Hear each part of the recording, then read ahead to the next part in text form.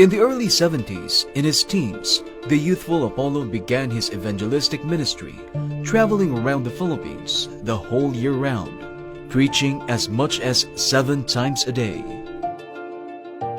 Tapos, ako naman ang namong evangelist for 4 years man ko sa UPC, ito na mo kong preaching machine nga ginatawag nila. Ang akong thoughts, sobra-sobra na ba? Mura ko og kanang mura kong naay spring of living water di sa sulod nako. Gabisan pa og nagaligo ko, nagawali ko. He got his rest only in the bus while traveling from one destination to another. He was always on the road, but the hunger for God's word that he saw on the faces of the people was more than enough to compensate for the exhaustion he felt. Going to the next town, dito na mga sacrifices. Usahay may stranded ka, usahay sakay ka, waka ka balon. Bus ba mong sakyan? Truck ba? O, maglakaw ba mo? Ano? Bukid. Tapos, igo lang kang wadto sa kataon. Ang ibo pa tayo katuwa, pas bukid. Nya, kinalang ka mulakaw usahay mo, baktas kag how many hours? Abtang kagabi, iway kaon. Adto kag kadaruhan. Nya, kada mangutana ka, asa man ning balay ni Kuan, ana? Gutom na kayo, ito mga biyang ka, agi kag kadaruhan. Usay na kayo madunggan, nag-aawit ng mga gospel songs, mga tritarian doon, mga Assemblies of God yun. Nya, mga limyon gani ang kanang humot sa kanang mga dinurado nga bugas, nga giluto. Lami, ang gilihap ito, yung mga pagkaon. Hotdan ka nagsingot sa siging lakaw, gabot dito ka sa balay matulog sa imong tuwan. Ana akong sacrifice sa dawad-daw na. Kaya mo tumisa ka nang sa kapis, paklan. Ani schedule mo bulan-bulan ang pangalan sa lugar. Tama ang gida yung pangalan bulan-bulan. Kay 10 centavos na ito, nakasabulan. Saka ang akong tuhod ug suwang mag-abot na kataas. Sa pagpahulay ko na ako, maghigdagi ko sa dalan. Higdagi ko sa dalan na kahulay ko. Motong nipis kayo kung tiyan. Ganahan akong kaunong kanalang kapi o kanong kanong. Ato nga sacrifices, moto'y nakapauswag og mga sa UPC. Apollo's future was bright in the fold of the United Pentecostal Church. His great charisma and exemplary leadership skills drew people to him. In 1973, he was chosen as the only Filipino representative of the International Youth Corps and was sent to South Korea. The presence of God was so strong. All of us were on the floor, crying, bawling like little babies. I was one of them. Until I heard a voice. I heard it in my adopted dialect, said, I will use you. When I heard that voice, something happened to me in my heart. My heart was squished like a lemon.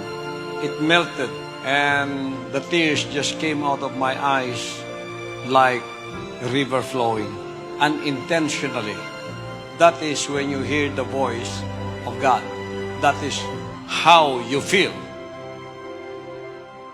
I had schedules of meetings around the Philippines. I was in this eastern island of Palawan.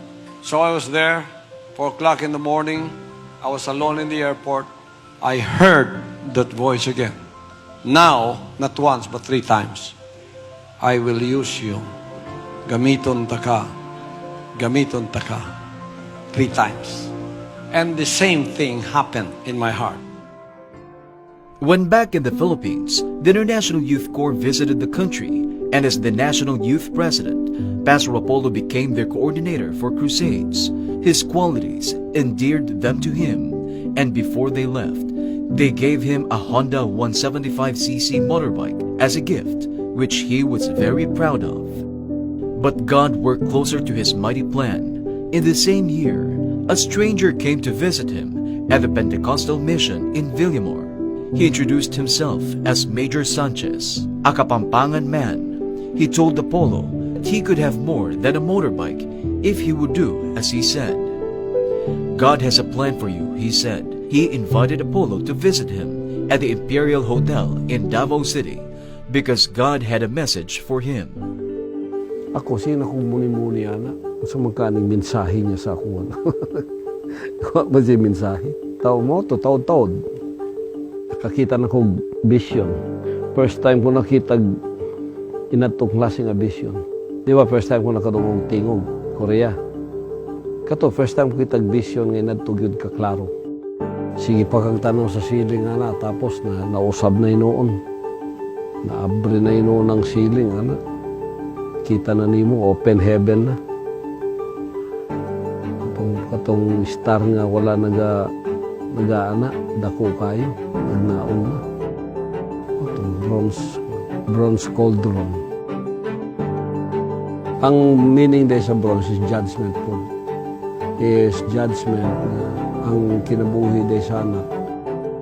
Oto itong sa baba sa cauldron is strive to reign for unity. Ang pikas mo to ang secret na mo.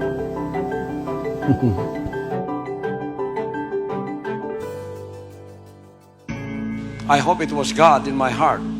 But on the other hand, I might have been deceived by someone. It might be the devil trying to deceive me from out of my ministry where I was loved, I was respected, I was almost glorified in that denomination because I'm the only evangelist that can preach like no other. So they were proud of me. So I said, I must find out who is this talking to me. That brought me to two mountains. One in the foothills of Mount Matutum, in Bukidnon here in Mindanao. In a place called Kitbug, where the natives are. These natives haven't seen civilization when I was there. Ang dito ko nakakita na, because fresh ko sa denomination, di ba? Ikuha ako. Akong pagtuo, when I was in denomination, I was really very strong. Pusuggan lang akong pagtuo, magwawaliw niya, dinaig kagod. Pag-abot na ako sa Kitbog, beginning na sa akong training, beginning na sa akong decision making nga usulong ko sa iyang pagkabubuton. Tapos kalit-kalit, birahon ka. Niya nagkaguliyang na imong kinabuhi. Makagbarko ba nga naputol ang tali ni mo sa pier? Niya gusto ni mo ibalik. Sa dimor nga gusto ni mo ibalik, kay ang barko nagkalayo sa pier. Nagkagamay mga suga, wala kay mahimo. Anak na akong gibati. So, I found myself murag to ka sa middle of the ocean. Ikaw na lang isa. Tapos Kitbog, kamuat may na lang. Ang akong gibati, wala, reduced to zero. Hilak niyo ko dito, lisod man. In a vision, a tribesman dreamt that he saw a deep well, having the name Apollo, and a voice said, "Whosoever shall drink of this well shall never thirst again."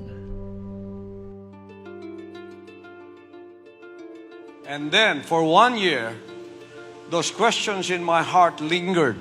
And one by one, they were all answered by that same Spirit who talked to me twice. I had no doubt anymore, not 1% of a doubt.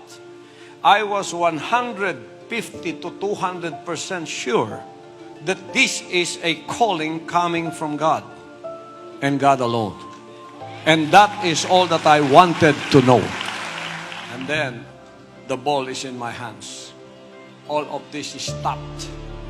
The visions, audible voice, the extraordinary, supernatural experiences I had all stopped. After 2 weeks, I came to the decision that eternity weighs so much than this physical life and what it can offer to me. So, without hesitation, I decided once and for all, I said, Father, I will follow your will, no matter what.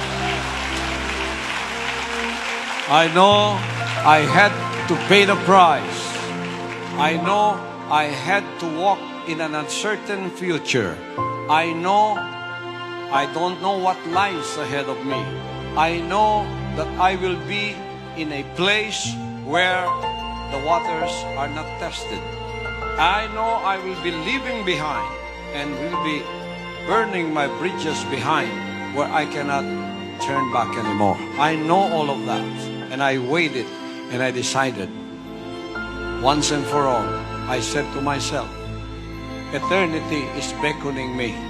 And this is only once in a lifetime offer coming from the one who created all of us. I will not miss it for my life.